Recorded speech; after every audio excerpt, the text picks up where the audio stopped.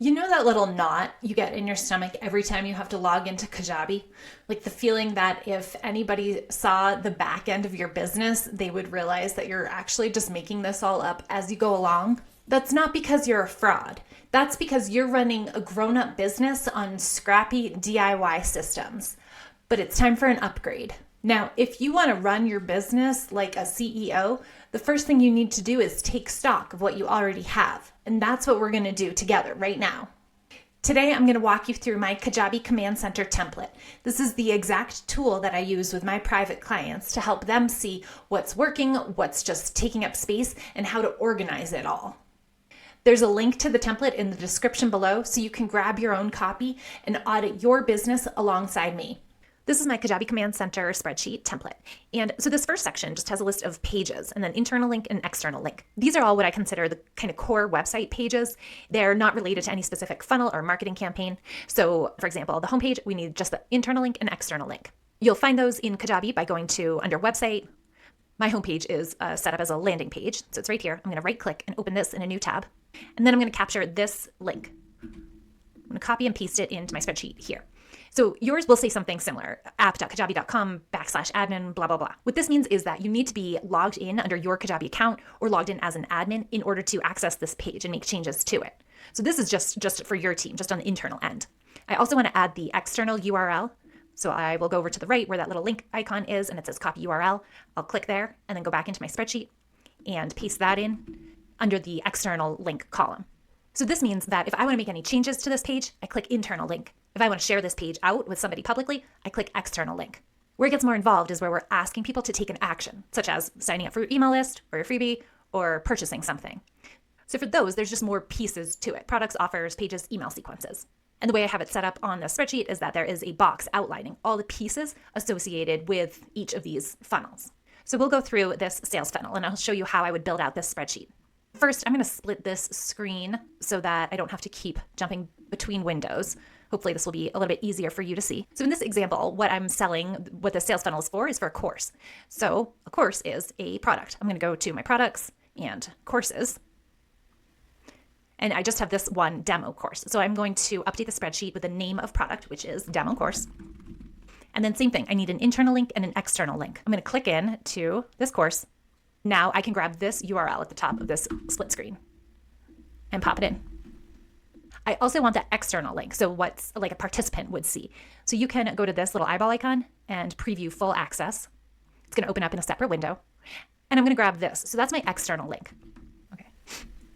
So this link, it's an external link, but that the person still needs to have been granted access to this course in order for that to work.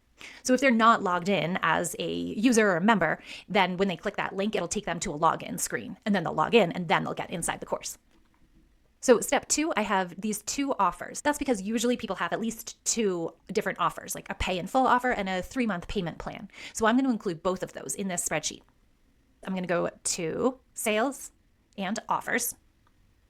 And I have to switch over to draft because this is a demo site.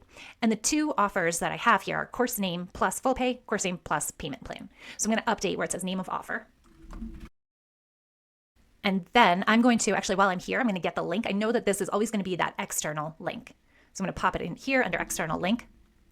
So this is going to take somebody directly to the checkout page where they can actually pay and sign up for this offer. I also want that internal link, so I'm going to click in there. And I'm going to grab it here. You'll see it says app.kajabi.com, so that lets you know you're on the right track. And I'll paste it in there. Now I'm going to go through that same process for my payment plan offer.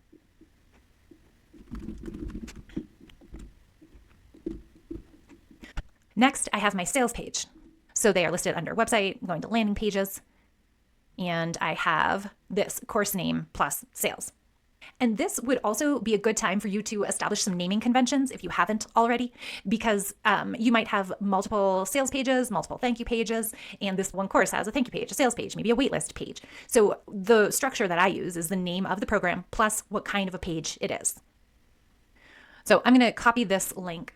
It's a little hard to see in this window, but I just don't want to keep jumping back and forth between those 2 pages. So that's my internal link where I would go to make any updates to that sales page. And then I have this external link that I'll pop in here. One other thing that I want to remember is, where does this link appear? And so when you're promoting your new course, you might put a section on your homepage or in the announcement bar of your homepage. You might add it to your Instagram bio.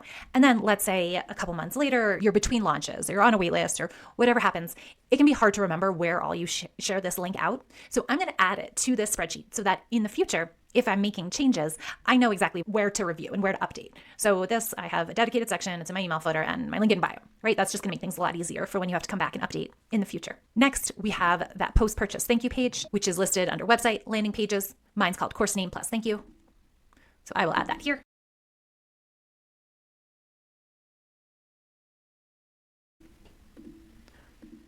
Now, in this case, you're unlikely to be sharing out a thank you page externally. There's just like no purpose to that, but I just include it on the spreadsheet for the sake of being consistent about all this. Next, we have the email sequence. So your email sequences are listed under marketing, email campaigns. And this one I named course name plus post-purchase confirmation. I'm gonna click in there and I'm gonna grab this link and plug it into my spreadsheet, update the name. Now, in this case, there's only an internal link. The external link would just be how this email sequence appears in somebody's email inbox, which we obviously don't have access to. So yeah, you're only going to have an internal link for this email sequence. So those are all the pieces of this sales funnel. One thing I do want to point out is that in any funnel, it's always either the offer or the form that really ties all the pieces together and makes it function as a funnel. So I'll show you what I mean. If we open up this offer, so within this offer, I have included the product. So this is the course itself. I have also, under post-purchase, I'm sending people to an existing landing page, that thank you page I created.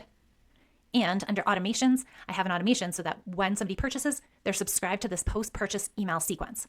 So those are the three main things when I look at an offer. I make sure that it's connected to the right product, the right thank you page, and the right email sequence. And that's really what takes all these separate pieces that we have listed in your spreadsheet and make them, like, tie them all together and make them actually function as a funnel. Now, that's just your Kajabi links tab. I also have a reference tab here, which this I include like your brand colors as hex codes, font names, links to your logos. This I just call outside links. It's like links to your social media, discovery call scheduler, and then the footer, so that every time if we're creating or customizing a new page, I can make sure that the footer is customized the same way so that it's consistent across all your website and landing pages. Now, once you have your Command Center template set up, then the real work begins, because getting organized isn't the end goal. It's a prerequisite for getting to the next level. Because if you stop here, you'll have a very neat version of the same stuck business. We want to use this newfound clarity to help fix the leaks in your system. In the next video, I'm going to walk you through the single biggest mistake that I see that keeps experts and creators in this piecemeal stage, even once they've implemented CEO systems. Making this mistake is the reason that most people remain busy but never break through. So you can watch that video next. Make sure that this doesn't happen to you.